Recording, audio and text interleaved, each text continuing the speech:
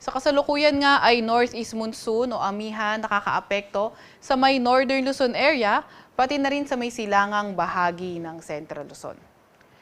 And also, itong northeast monsoon magdadala ng partly cloudy to cloudy skies na may mga mahihinang pag-ulan dito sa areas ng Cagayan Valley, Cordillera Administrative Region, Ilocos Region, pati na rin sa may Aurora. Para naman sa lagay ng panahon sa Metro Manila at sa ating buong kapuluan or sa nalalabing bahagi ng ating kapuluan, partly cloudy to cloudy skies din naman tayo pero may mga tsansa tayo ng mga localized thunderstorms at mas mataas yung mga tsansa ng mga localized thunderstorms dito sa area ng Ilocos Norte pati na rin sa may Quezon. Kaya yung ating mga Regional Services Division maglalabas ng thunderstorm advisory, rainfall advisory o di kaya heavy rainfall warning kung kinakailangan. Meron din pala tayong isang namomonitor na low pressure area sa labas ng ating Philippine Area of Responsibility. Minomonitor natin to at sa kasalukuyan mababa naman yung chance na ito ay maging bagyo in the next 24 to 48 hours pero hindi natin tinatanggal yung posibilidad na ito ay pumasok na ating Philippine Area of Responsibility. Para naman sa lagay ng panahon bukas, October 29, inaasahan natin dito sa may kanlurang bahagi ng Southern Luzon, maliban sa Calabarzon, partly cloudy to cloudy skies, pero may mga tsansa pa nga rin ng mga localized thunderstorms. Samantalang sa Metro Manila at sa nalalabing bahagi ng Luzon area, partly cloudy to cloudy skies din naman tayo, pero mga may hinang pag-ulan naman yung ating inaasahan. Agwat ang temperatura para sa may Metro Manila, sa may Lawag, Puerto Princesa at Calayan Islands, 24 to 32 degrees Celsius. Sa may Tagaytay naman ay 22 to 31 degrees Celsius, sa Baguio ay 16 to 23 degrees Celsius, sa Tugigaraw ay 22 to 31 degrees Celsius at sa Legazpi ay 25 to 32 degrees Celsius.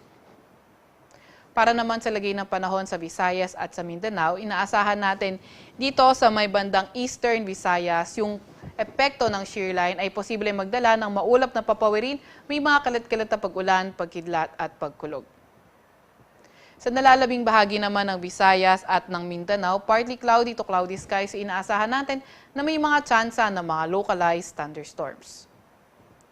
Agwat ang temperatura para sa Iloilo, 27 to 32 degrees Celsius, sa Cebu ay 26 to 31 degrees Celsius at sa Tacloban ay 25 to 31 degrees Celsius. Sa Zamboanga naman ay 24 to 33 degrees Celsius, sa may Cagayan de Oro ay 24 to 31 degrees Celsius at sa Davao ay 24 to 32 degrees Celsius.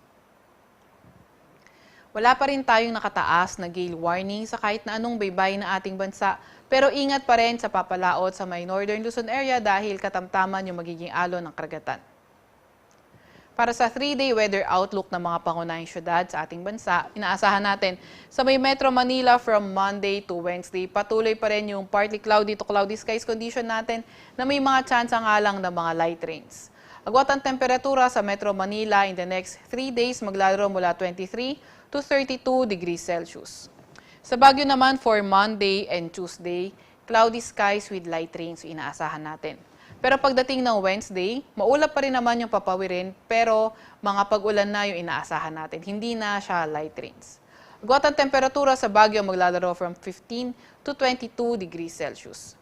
Sa may Legazpi naman, sa susunod na 3 araw, Monday to Wednesday, pati na rin sa may Metro Cebu, pati na rin sa may silangang bahagi ng Visayas. Inaasahan nga natin yung posibleng epekto ng shear line o hindi kaya yung trough ng low pressure area yung magdadala ng paulan sa areas na ito.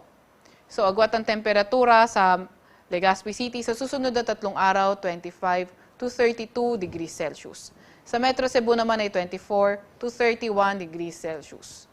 Sa Metro Davao naman, sa susunod na 3 araw, better weather condition yung inaasahan natin kung saan may chance nga lang tayo ng mga localized thunderstorms. Kaya sa ngayon pa lang, pinapayuhan na natin yung ating mga kababayan na mag-ingat at maki-update sa ilalabas ng mga advisory ng Pag-asa, thunderstorm advisory man, rainfall advisory o hindi kaya rainfall, heavy rainfall warning.